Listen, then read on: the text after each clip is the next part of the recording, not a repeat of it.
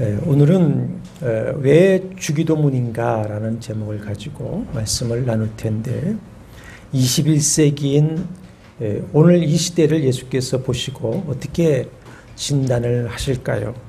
예수께서 오신 그 초림부터 다시 오실 재림의 시기까지를 말세라고 합니다. 이 말세를 보시는 주님의 진단은 매우 단호하고 분명합니다. 마태복음 24장 37절 39절에 보면 주님은 마지막 때인 이 시대를 노아의 시대로 비유를 하셨습니다. 홍수전에 노아가 방주에 들어가던 날까지 사람들이 먹고 마시고 장가들고 시집가고 있으면서 홍수가 나서 그들 다 멸하기까지 깨닫지 못하였으니 인자의 임함도 이와 같으리라 하셨습니다. 노아 시대의 특징이 뭡니까? 대부분 사람이 하나님을 대수롭지 않게 생각하던 영적 무관심의 시대였습니다. 하나님에 대해서는 관심이 없고 오직 현재를 즐기는 데에만 온 마음을 쏟았습니다. 노아가 비를 통한 하나님의 심판을 말하나 비웃었습니다. 노아가 산 위에 배를 만드는 것을 업신여겼습니다. 심판이 없다고 생각한 그들은 방탕과 타락에 빠져 살았습니다. 이것이 세상의 모습만일까요? 21세기 오늘 교회의 모습은 어떨까요? 주님은 어떻게 보실까요? 저는 요즘에 고민하고 기도합니다. 한국 교회가 왜 급작스럽게 이렇게 추락을 하고 있는 것일까? 도대체 왜 그럴까? 어떻게 다시 한국 교회가 일어설 수 있을 것인가? 계시록 2장 3장에 아시아 7교회에 말씀하시는 중 라오디게아 교회를 향해 이렇게 말씀하십니다. 내가 말하기를 나는 부자라 부유하여 부족한 것이 없다 하나 내 곤고한 것과 가련한 것과 가난한 것과 눈먼 것과 벌거벗은 것을 알지 못하는도다. 21세기 교회와 교인들은 오늘 한국 역사도 마찬가지죠. 인류 역사, 조국의 역사에 유례없는 부요를 우리는 누리고 있습니다. 대부분 삶에 큰 어려움을 느끼지 않고 스스로 살만하다 이렇게 여기게 됩니다. 그러나 그 내면의 실상은 어떻습니까? 곤고하고 가련하며 가난하고 눈이 멀었으며 영적으로 벌거벗은 상태입니다.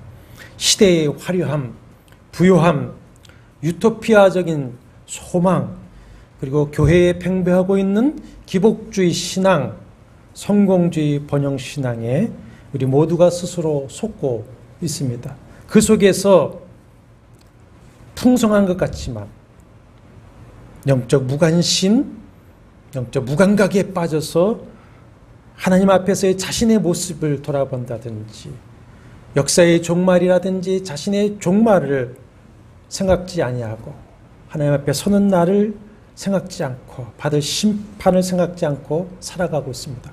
신앙생활을 하면서도 철학이 없는 신앙생활을 하고 있습니다.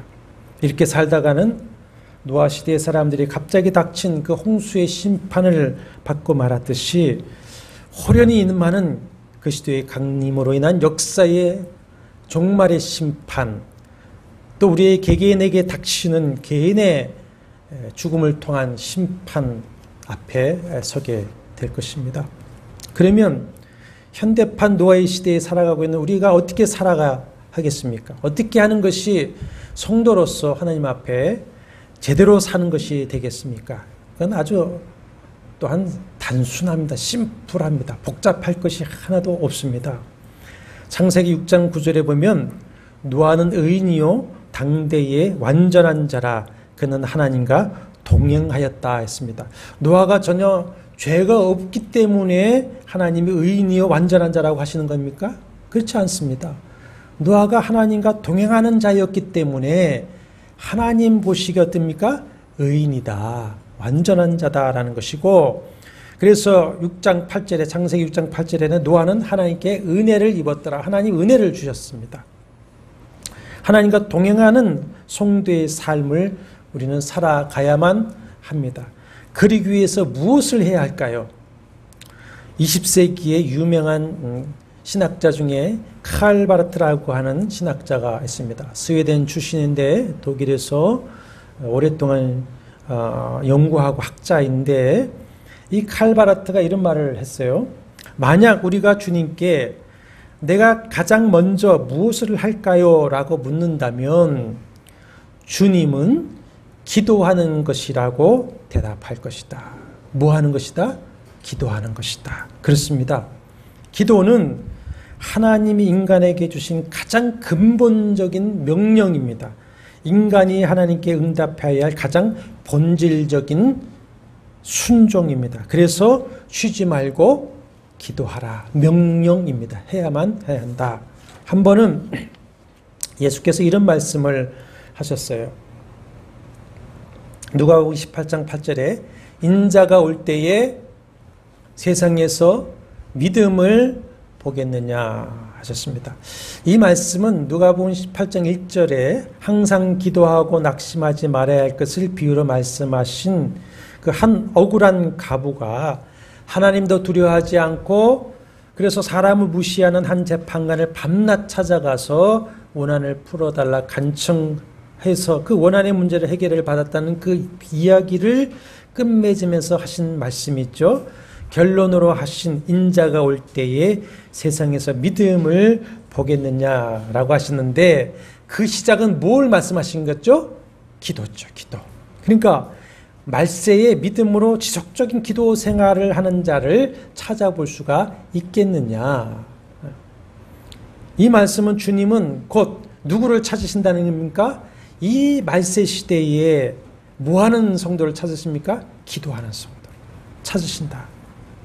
이렇게 기도 생활을 통해서 우리는 노아처럼 하나님과 교제하며 동행하는 삶을 살아서 하나님 보시기에 의인이다, 완전한 자라 될 수가 있습니다. 그래서 기도한다고 하는 것은 한다, 거기에 꽂혀서 무엇을 한다는 것이 아니라 기도한다는 것은 한다라고 하는 투도가 아니라 투비입니다. 무엇이 된다. 어떤 존재가 된다는 것이 기도한다는 것은.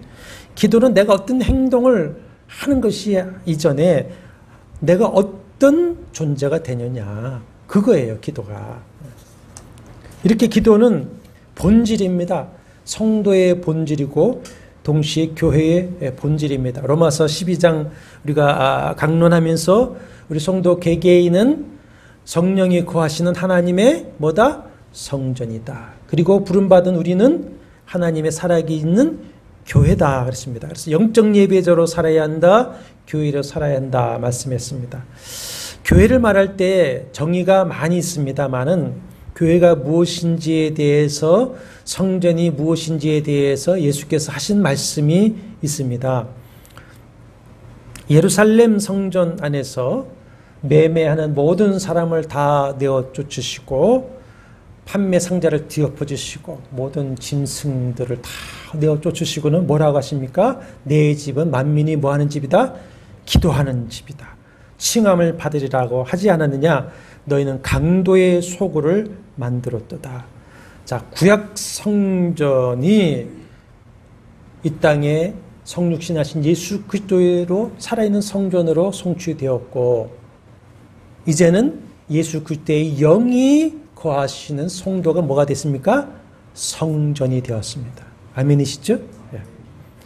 자, 나는 성전이 우리는 교회인데 이 성전과 교회는 주님이 무슨 집이라고 하셨습니까? 기도하는 집이에요. 기도하는 집. 그렇지 않으면 이 성전과 이 교회는 뭐가 된다고 하시는 겁니까? 시장바닥에 강도 소굴이 될 거다라는 것입니다. 그러므로 성전된 성도와 공동체 교회는 무엇을 최우선으로 해야 한다는 말씀이 있죠? 기도입니다. 기도. 성전된 성도, 교회의 본질입니다. 기도하는 성도, 기도하는 교회가 되는 것보다 더 우선되는 것은 없습니다. 쉬지 말고 기도하라고 하신 말씀대로 기도로 거룩하신 하나님의 충만한 임재를 요청하면서 그 하나님과 교제하고 동행하는 성전된 성도, 또 하나님의 교회 되는 것보다 우선되는 것은 없습니다. 그리고 그렇게 해야 주님의 말씀처럼 이 성전, 이 교회가 주님의 말씀대로 시장바닥이 되지 않습니다. 강도의 소굴이 되지 않습니다. 전도, 선교, 그것을 위해서, 그것을 미명을 삼아서 교회의 수익을, 사업을, 상업을 하고 뭘 돈을 끌어오고 하는 것, 교회들 보십시오. 다 강도의 소굴이 되어버리고 맙니다. 아주 여지 없습니다. 기도하는 교회와 성도가 될 때에 우리가 로마서 12장 말씀처럼 이 세대를 본받지 않고 오직 마음을 새롭게 함으로 변화를 받아서 하나님의 선하시고 기뻐하시고 온전한 뜻을 분별할 수가 있고 우리 몸을 하나님이 기뻐하시는 거룩한 산 제물로 드리는 영적 예배자로 살아갈 수 있고 교회로 살아낼 수가 있습니다. 뭐 할 때요? 기도할 때. 기도할 때. 그리고 기도에 대한 중요한 말씀이 또 있습니다. 한번 찾아보시죠. 예레미야 33장 33장 2절과 3절 1106쪽입니다.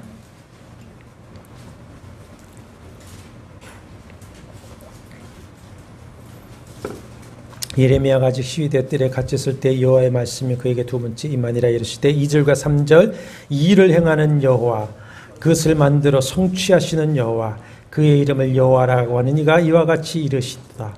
너는 내게 부르짖으라. 내가 내게 응답하겠고 내가 알지 못하는 크고 비밀한 일을 내게 보이리라. 하나님은 일을 계획하시고 계획한 그 일을 행하시고 성취하시는 분이라는 말씀이 있죠. 이 말씀은 하나님의 일하심을 말씀하시는데 그러면 하나님의 계획과 일하심과 성취하심이 어떻게 일어나는가?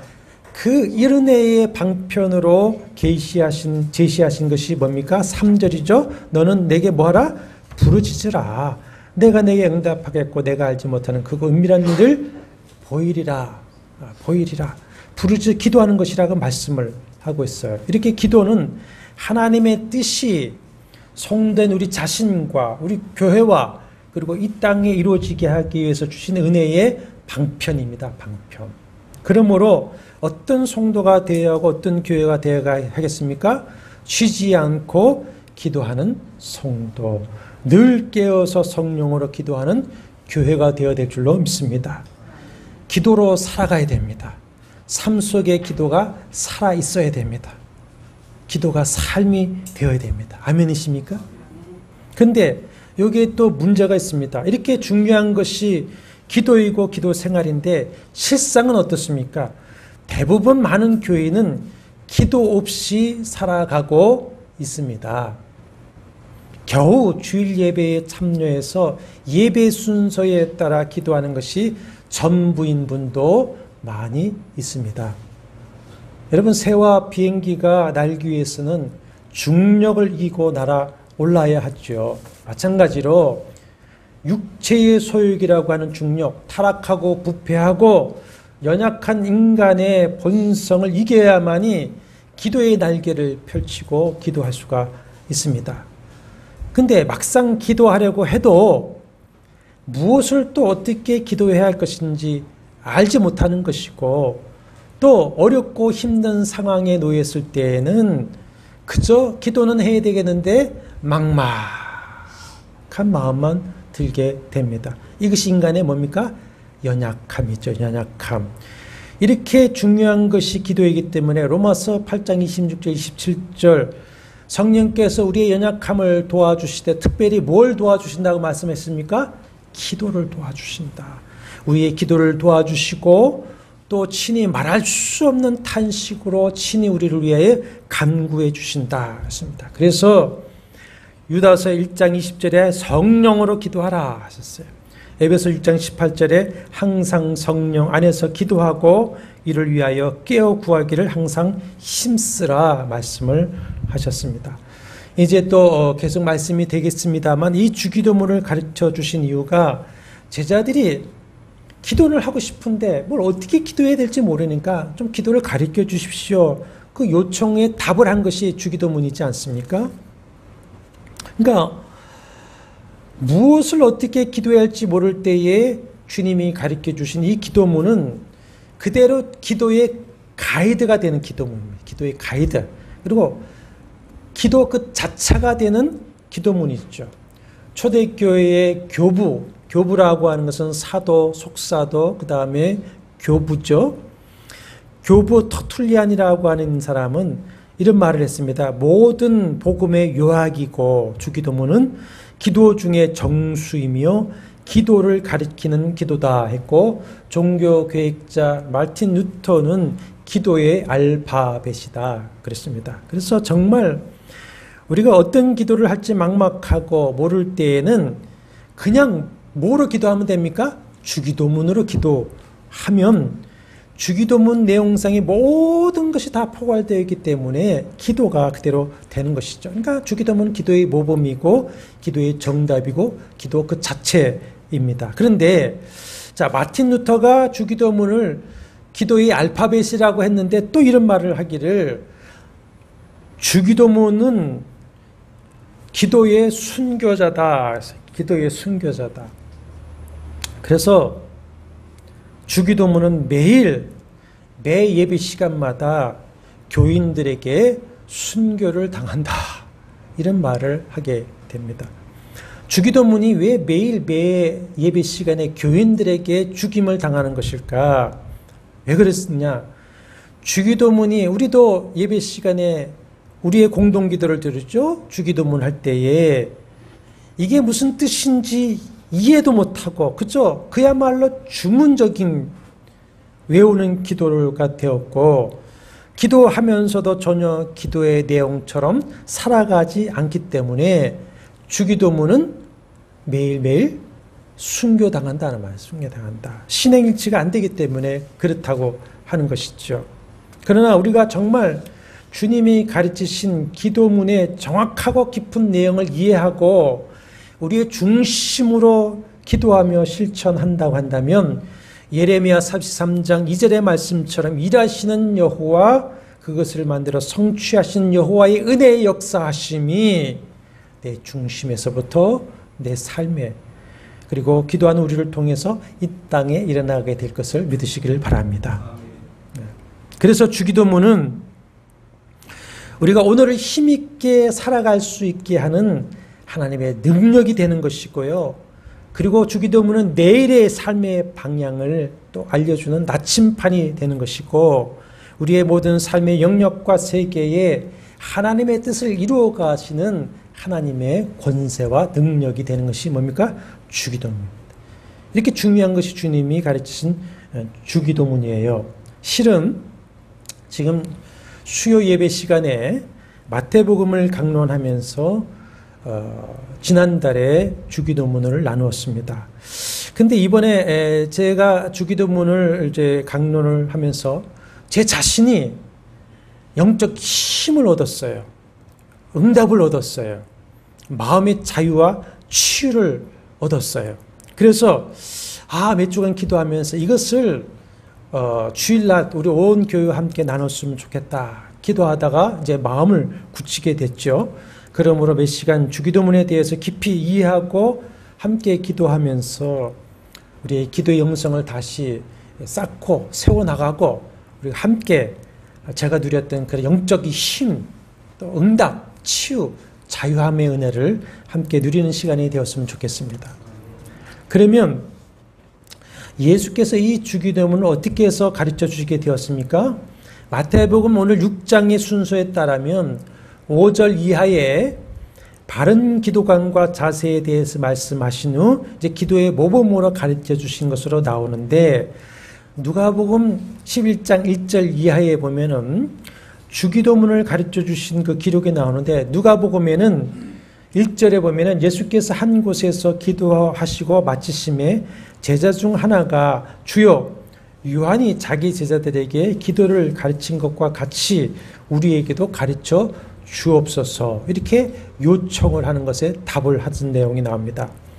유대 랍비들은 자신들의 사상을 따라서 기도문을 만들어 제자들에게 외워 기도하게 했습니다. 그래서 각 랍비들의 기도문들이 많이 있습니다. 그런데 그때까지 예수께서는 그런 기도문을 가르쳐 주시도 않았을 뿐만 아니라 예수께서 가르치시는 기도가는 이제까지 다른 랍비들이 가르친 것과 달랐습니다. 그래서 5장을 우리가 집에 가서 읽어보시면 뭐라고 하는 말이냐, 너희가 이제까지는 이렇게 하라고 들었지만 나는 너에게 이르노니 이렇게 하라, 이런 말씀이 계속 반복이 되면서 5절에서도 이제 6장 5절에서도 이렇게 기도해야만 한다, 이런 말씀이 나오고 있어요. 그리고 지금 누가복음 11장에서도 보면은 곁에서 예수님의 기도하시는 모습을 지켜보고 있느라니 그 주님의 기도는 달랐어요. 그래서 자기들도 기도하고 싶은 충동을 받았고 그래서 기도를 가르쳐달라고 요청을 한 것입니다. 주기도문의 내용을 자세히 살펴보기 전에 제자들이 주님께 기도를 가르쳐달라고 하는 그 내용에서 두 가지 중요한 교훈을 얻을 수가 있습니다. 첫째는 우리는 기도의 자극, 도전을 매일매일 받을 필요가 있다라고 하는 것입니다. 왜 그러냐? 우리가 뭐 해야 되기 때문에 했습니까? 기도해야 돼요. 쉬지 말고 매일매일 기도해야 되기 때문에 왔습니다. 기도는 성도와 교회의 뭡니까? 본질이고 최우선 사명입니다. 그런데 우리가 어디서 어떻게 기도의 그 도전을 받았냐에 따라서 우리의 기도 생활은 달라지게 될 것입니다. 우리가 어디서 우리 기도의 도전을 가장 많이 받아야 되겠습니까? 예수 그리스도이시겠죠. 예수 그리스도, 우리 주님이시겠죠. 오늘 제자들도 주님이 기도하시는 모습을 곁에서 지켜보고서는 자신들도 기도하고 싶은 충동을 받았고 그래서 어떻게 기도해야 되겠습니까? 가르침을 요청했던 것입니다. 요한복음 16장 24절의 말씀에 보면은 제자들은 이제까지 주님의 이름으로 기도하지 않고 있었습니다. 그래서 주님께서 그들에게 하시는 말씀이 지금까지는 너희가 내 이름으로 아무것도 구하지 아니하였으나 구하라, 그리하면 받으리니 너희 기쁨이 충만하리라. 사랑하는 여러분, 주기도문으로 간구하심을 통해서 주의 기쁨이 충만해지기를 바랍니다. 예수는 어떤 분이십니까? 예수는 그리스도시요 삼위일체 하나님이신 줄로 믿습니다. 비록 사람의 몸을 입고 오셨지만 그분은 죄가 없으신 하나님의 아들이십니다. 그럼에도 불구하고 뭐로 사셨습니까? 기도로 사셨습니다. 복음서 기록에 의하면 공생의 시작에 40일 금식으로 시작하셨고 늘 기도 생활을 하셨습니다. 매일 사역을 끝나고 피곤하심에도 불구하고 기도하셨습니다. 그리고 십자가에서도 무엇으로 마치고 계십니까? 기도로 마치고 있습니다. 기도로. 기도하지 않으시고는 아무것도 결정하지 아니하시고 행하지 않으셨습니다. 그런 주님을 가까이 지켜보는 사람이라면 죄로 부패하고 한 줌 흙밖에 되지 않는 연약하고 무능한 인간이 어찌 기도하지 않을 수가 있겠습니까? 기도하지 않는 그 자체가 말할 수 없는 교만인 것이고 교만을 넘어 무지의 소치이며 영적 무감각과 무관심으로 자기 인생의 바벨탑을 쌓는 것밖에 되지를 않습니다. 모래탑을 쌓는 겁니다. 주님이 이 땅에서만 기도하신 것이 아니죠. 하나님 우편으로 승천하신 다음에도 지금도 뭐하고 계십니까? 우리를 위해 중보하고 계시다. 그렇습니다. 우리는 이런 주님의 기도를 통해 매일매일 기도의 자극과 도전을 받아서 기도하는 삶을 살아야 됩니다. 그러면 어떻게 주님을 통해 기도의 자극과 도전을 받을 수 있겠습니까? 제자들처럼 주님 곁에 있어야 되겠죠. 근데 주님은 지금 어디 계십니까? 이 땅에 계시지 않고 하늘나라에 계셔요. 그럼 어떻게 주님 곁에 우리가 있어서 그렇게 되겠느냐? 어떻게 주님 곁에 있게 되겠습니까? 주님의 말씀을 가까이 하면 될 줄로 믿습니다. 요한복음 1장의 계시대로 주님은 태초부터 말씀 하나님으로 계셨고 그 말씀이 육신이 되어 오셔서 친히 말씀을 주셨고 지금은 주신 그 말씀으로 우리와 함께 하십니다. 그러면 우리는 말씀을 통해서 주님을 만나고 말씀으로 가까이 할 수 있는 것이죠.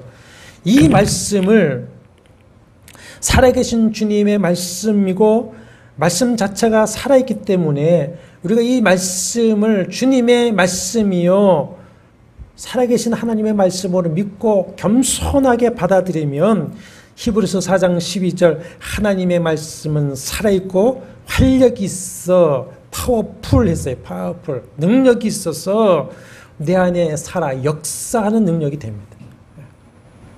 그래서 말씀을 읽으며 읽다가 마음에 말씀에 사로잡히다 보면 뭐 하고 싶어집니까? 기도하고 싶은 마음이 들고 우리 마음에서부터 기도하지 않을 수 없게 돼요. 말씀을 읽다 보면 말씀을 주야로 묵상하다 보면 내가 무엇을 어떻게 기도해야 될지 이 상황에서 어떻게 기도해야 될지 몰랐다가도 이 상황에서 이렇게 기도하는 게 기도의 제목이 생기고 기도의 문이 열리게 되어져 있습니다. 카톨릭에서는 렉시오 디비나라고 하는 것이 있습니다. 렉시오 디비나라는 거룩한 독서라고 하는 건데 이건 어떻게 하는 거냐? 저도 카톨릭이지만 카톨릭에서 하는 거지만 좋은 것은 또 받아들여야죠. 성경을 읽습니다. 성경을 읽으며 읽다가 기도하고 싶은 마음 이렇게 기도해야 되겠다 그러면 즉시 기도하는 겁니다. 즉시 기도하고 또다시 성경을 읽고 그럽니다. 그래서 가끔 기도원에 가면 제가 하루 중에 하는 일이 그겁니다. 어찌하든지 홀로 있을 그 예배당을 하나 차지하고서는 그 앞에 가서 하루 종일 그거 하는 겁니다. 성경을 읽고 읽다가 기도하고 다시 읽다가 기도하고 그러는 겁니다. 이렇게 말씀을 통해 주님을 우리가 만나고 기도의 충동을 받아서 기도하다 보면 주님의 임재하심 그리고 주의 그 기도의 능력과 응답을 체험하게 되고 그러면서 더 많이 기도하게 되고 우리의 기도가 풍성해지고 더 기도가 확장되어지는 것을 볼 수가 있습니다. 그래서 1분 기도하면 기도할 제목이 없는데요 하던 분도 5분을 기도하게 되고 10분을 기도하게 되고 1시간을 기도하게 되고 하루 종일 기도할 수 있게 돼요. 기도가 확장되게 되어져 있어요. 확장되어지면서 그 시간에 거룩한 하나님의 그 충만한 임재를 체험하게 되는 거예요. 그 다음은 우리가 기도 생활을 많이 하는 형제를 통해 기도의 도전을 받아야 됩니다. 기도를 많이 하는 성도를 가까이 하다 보면 그의 기도 생활에 도전을 받아서 자연스럽게 함께 기도하게 됐죠. 그러나 전혀 경건 생활에 힘쓰지 않는 사람과 함께 하다 보면 나도 경건 생활과는 거리가 멀어지게 되어져 있습니다. 근주자, 금묵자, 흑이죠. 그런 문화는 이 신앙생활에도 참 진리처럼 적용이 되는 것 같아요. 그래서 한 교회 안에서도 이런 현상들이 나타나는 것을 볼 수가 있습니다. 그러므로 우리가 믿음의 동지를 잘 만나야 되고 잘 선택하는 것이 매우 중요합니다. 이렇게 다른 형제에게서 기도의 자극을 받고 도전을 받아 기도하는 사람이 될 수 있을 뿐만 아니라 더 적극적으로 내 자신이 다른 형제들에게 기도의 자극을 주고 경건생활에 도전을 줄 수 있는 영적 영향력을 가진 그리스도인들이 다 되시기를 바랍니다. 영적 영향력 있는 그리스도인이 되어야죠. 주님의 기도의 모습과 가르치신 기도문에서 우리는 바른 기도를 배워야 합니다. 유대인들은 대부분 어렸을 때부터 성경과 경건생활에 대해서 회당과 또 부모님들에게 철저하게 훈련받고 자라지 않습니까? 예수의 제자들도 마찬가지입니다. 더구나 예수의 제자들의 대부분은 예수의 제자가 되기 이전에 세례 요한의 제자이었습니다. 요한복음 1장 35절 42절에 의하면 사도 요한과 베드로의 형제인 안드레 두 사람은 세례 요한의 제자였습니다. 근데 세례 요한이 예수를 하나님의 어린 양이라고 소개하면서 그는 흥해되고 나는 쇠해되겠다. 예수를 소개하자 그들은 예수를 따르게 된 것입니다. 그래서 누가복음 11장 1절에서 주여 요한이 자기들이 요한이 조지했을 때 요한은 자기들에게 기도를 가르쳐 줬거든요. 그러니까 요한이 자기 제자들에게 기도를 가르친 것 같이 우리도 가르쳐 주옵소서 이렇게 말하게 된 것이죠. 제자들에게 어렸을 때부터 기도에 대해서 배웠고 여러 랍비들의 기도 생활을 보아왔습니다. 그러나 제자들은 예수의 기도 생활을 보면서 예수 그리스도의 기도 생활은 자기들이 이제까지 배웠던 기도 생활, 랍비들의 기도 생활과는 다르다는 것을 발견하게 되었습니다. 그들이 배운 정통적인 기도와 달리 주님의 기도는요, 실제로 살아계신 하나님을 만나 깊이 교제를 나눈 기도라는 것을 보게 되었습니다. 그리고 그 기도를 마치고 오시는 주님에게는 범할 수 없는 권위를 느끼게 되었고 그에게서 실제로 능력과 충만한 영감을 발견할 수가 있었습니다. 예수의 기도하시는 모습을 통해서 기도가 어떤 형식이 아니라 하나님과의 실제적인 만남이요 축복이라고 하는 것을 알게 되었습니다. 그래서 주여 우리에게도 당신의 기도를 가르쳐 주옵소서 요청하게 되었고 그 요청에 따라서 가르쳐 주신 것이 소위 주기도문이 있죠. 주기도문 내용을 하나하나 깊이 살펴보기 전에 주기도문의 의의를 정리하면 이렇습니다. 주기도문은 모든 기도의 기초가 되고 지침이 될 수 있는 완전한 기도문이고 그 자체가 완전한 기도입니다. 그래서 무엇을 어떻게 기도할지 모르고 마음이 그저 답답하고 잡히지 않을 때에는 주기도문으로 그대로 기도하는 것이 매우 유익합니다. 왜냐하면 주기도문에는요, 우리 기도의 모든 내용이 다 함이 되어 있습니다. 다 함이 되어 있기 때문에 그렇습니다.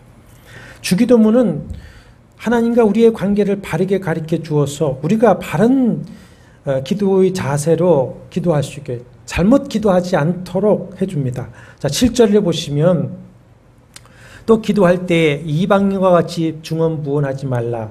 그들은 말을 많이 하여야 들으실 줄 생각하느니라. 잘못된 기도의 자세에 대해서 말씀하시고는 8절에 왜 이방인들 같이 중언부언하게 되는가를 말씀하시는데 무슨 말씀하십니까? 하나님은 구하기 전에 있어야 할 것을 미리 하시는 누구시다? 아버지라고 하는 사실을 모르기 때문에 그렇게 한다. 지적을 하고 있어요. 아빠 이거 좀 주세요. 그러면 될 것 같다가 아빠는요 내가 보니까요 자비하고요 돈도 많고요 능력이 많으시고요 뭐 이딴 소리를 한다면 되겠습니까?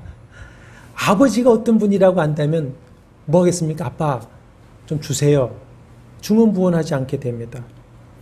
마태 6장은 기도에 대한 가르침인데 6장을 여러분 가서 읽어보시면 기도에 대한 가르침에서 하나님에 대해서 모두 다 아버지라고 하는 관계적 호칭을 사용하고 있습니다.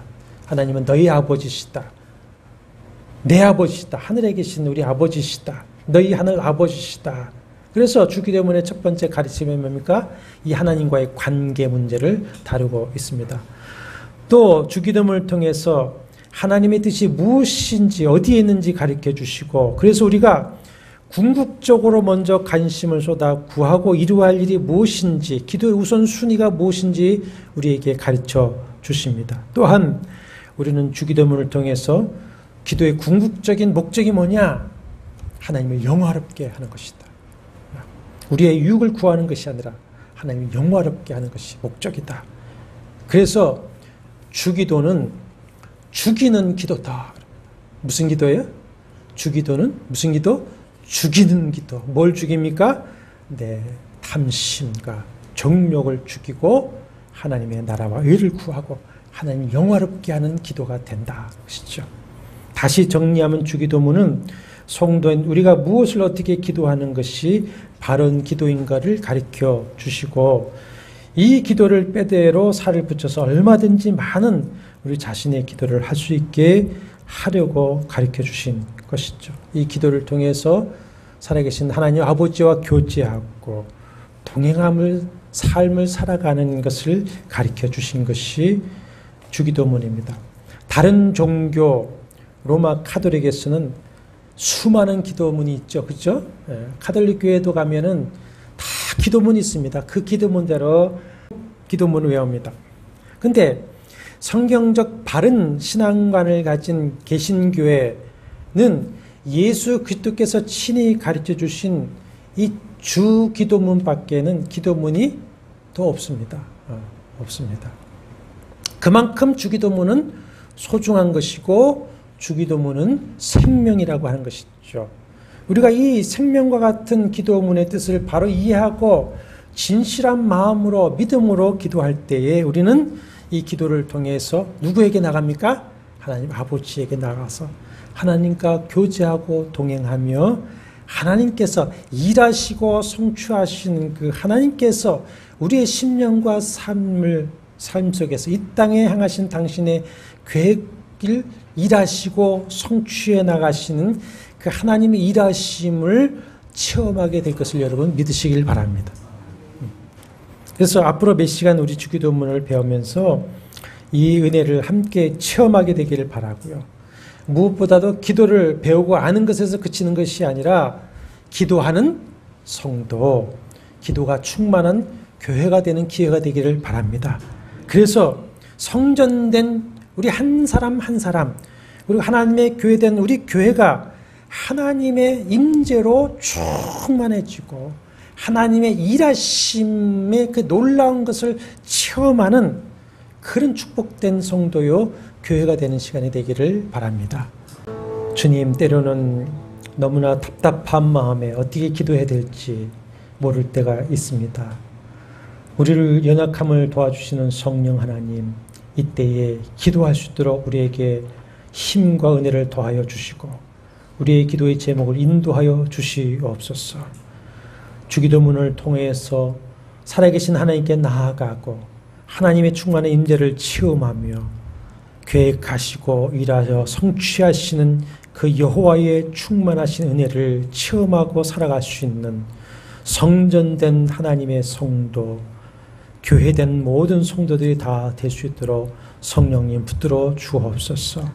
삶 속에 우시로 깨워 성령 안에 기도할 수 있도록 성령님 우리를 깨워 주시옵시고 기도할 때 감화감동하시고 인도하시고 우리의 발걸음을 인도하여 주시옵시며 오직 하나님의 거룩한 삶을 잘 살아갈 수 있도록 도와주시옵시고 기도함을 통하여서 성도된 사명, 교회된 사명을 끝까지 잘 감당해낼 수 있는 성도와 우리 한마음 교회 되도록 은혜 베풀어 주옵소서. 한 주간 동안 성령님 함께 하시고 기도하게 하시고 늘 승리의 찬송을 부르시도록 도와주시옵소서.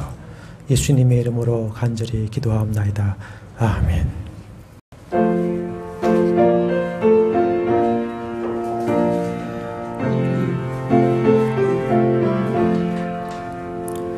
죄짐 맡은 우리 구주 어찌 좋은 친구인지 걱정 근심 무거운지 우리 주께 맡기세. 주께 고함 없는 고로 복을 받지 못하네. 사람들이 어찌하여